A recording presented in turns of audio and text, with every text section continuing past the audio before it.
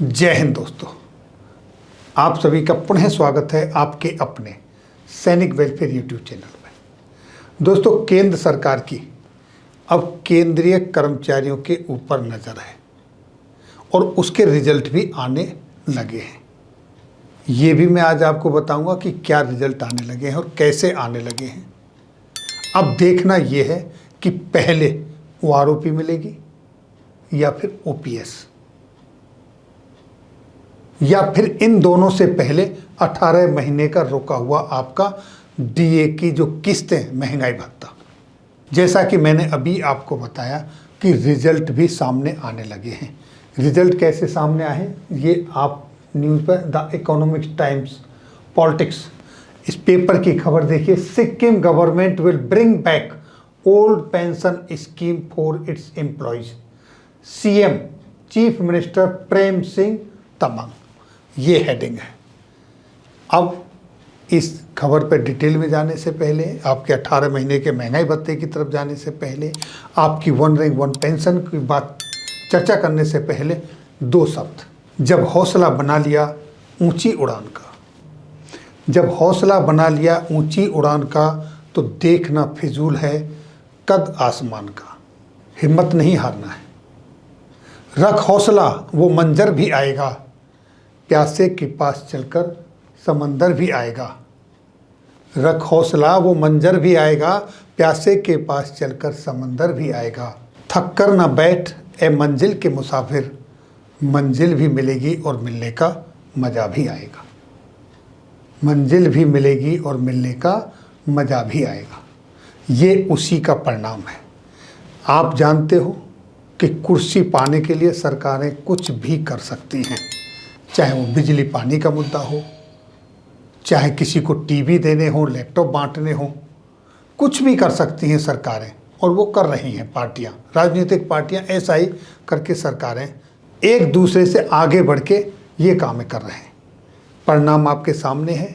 हिमाचल में ओपीएस का नारा दिया और ओपीएस लागू करने का वायदा किया और सरकार वहाँ पर जीत भी गई। एक को हारना पड़ा और एक ने इस ओपीएस का सहारा लिया और वो कुर्सी पर पहुंच गए। अब यही समय है, सही समय है। अब यही समय है और सही समय है। बस ज़रूरत है आपको अपने इरादों पर डटे रहने की। और मैं कहता हूं केंद्रीय कर्मचारियों से कि उनको भी जिस तरीके से 7 महीने से पूर्व सैनिक अपनी मांगों के लिए अड़ रहे हैं, लड़ रहे हैं, जंतर मंतर पर डट रहे हैं, उसी तरीके से आपको भी अपनी मांगें उठा के पुरानी पेंशन के लिए, जिस तरीके से एम्प्लॉयज़ की यूनियन 18 महीने के महंगाई भत्ते के लिए संघर्ष कर रही है, उसी तरीके से अब सबको ये 2024 के चुनाव से पहले ये मौका है एकत्रित होके एक दूसरे का साथ देके आगे आके अपनी जो संवैधानिक जायज़ मांगे हैं उनको मंगवाने का समय आ गया है। जब एमपी एमएलए 2-2, 3-3 पेंशन ले सकते हैं, जो कर्मचारी 26, 30, 40 साल नौकरी करके आता है उसको क्यों नहीं मिल सकती? उनको भी पेंशन लेने का हक है। अब सबको एक साथ आके इकट्ठा हो जाना चाहिए। कहीं वन रैंक वन पेंशन की ज़रूरत है तो केंद्रीय कर्मचारी ओपीएस वालों को भी उनके साथ मिलना चाहिए, और जब ओपीएस वालों की ज़रूरत है तो पूर्व सैनिकों को भी उनकी सपोर्ट करनी चाहिए। चलिए, संकेत क्या मिलने लगे, रिजल्ट क्या, जैसा कि मैंने आपको बताया। Sikkim government will bring back old pension scheme for its employ, CM Prem Singh Tamang. यानी सिक्किम के जो चीफ मिनिस्टर हैं पीएम सिंह तमांग जी, उन्होंने कहा है कि वो सिक्किम के अंदर ओल्ड पेंशन स्कीम को लागू करेंगे।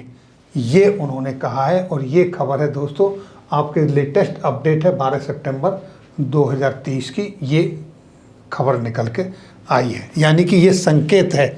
इस तरीके से उनको पता है कि जैसे हिमाचल में सरकार चली गई, यहाँ भी जा सकती है, और 24 में इनका भी चुनाव होना है, इसलिए वो पहले से ही घोषणा कर रहे हैं।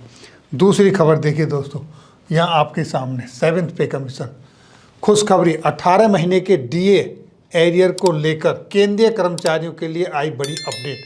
फटाफट जाने, केंद्रीय कर्मचारियों के लिए ये दिन सितंबर महीना बहुत ज़्यादा खास होने वाला है।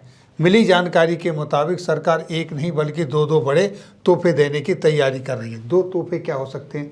सितंबर के महीने में रूटीन महंगाई भत्ते का घोषणा होती है, जो जुलाई के महीने से मिलने वाला होता है वो तो है ही है, साथ में 18 महीने का जो आपका एरियर रुका हुआ है कब का, जैसा कि आप सभी जानते हैं जनवरी 2020 से जून 2021 तक के महंगाई भत्ते का बकाया डीए एरियर पेंडिंग है। डीए का ऐलान होने के बाद से केंद्रीय कर्मचारियों की यूनियन लगातार एरियर की डिमांड कर रहे हैं। ये भी आपका यहाँ पर दबाव है। कर्मचारियों के जो संगठन हैं यूनियन का मानना है कि सरकार के साथ बकाये के एकमुश्त भुगतान पर नेगोशिएशन सेटलमेंट हो सकता है।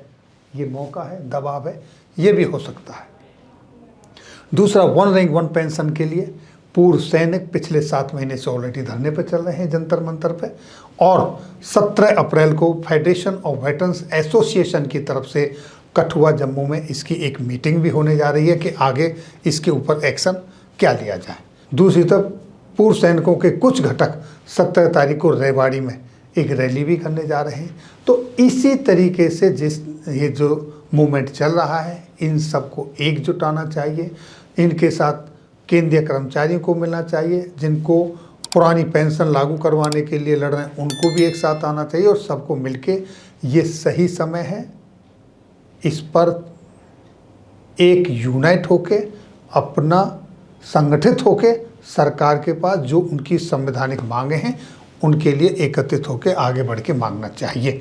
तो अब देखना ये होगा कि पहले ओपीएस मिलेगी या वन रैंक वन पेंशन मिलेगी, डीए का भी एरियर मिलेगा कि नहीं, ये तो चलो छोटी बात है। वो दो बहुत बड़ी बातें हैं और वो तभी मिलेंगी जब आप एकत्रित होंगे, एकजुट होंगे, एक साथ होंगे और एक मंच पे होंगे। तो फिर भी मैं वही कहूँगा कि जब हौसला बना लिया ऊंची उड़ान का, फिर देखना फिजूल है कद आसमान का।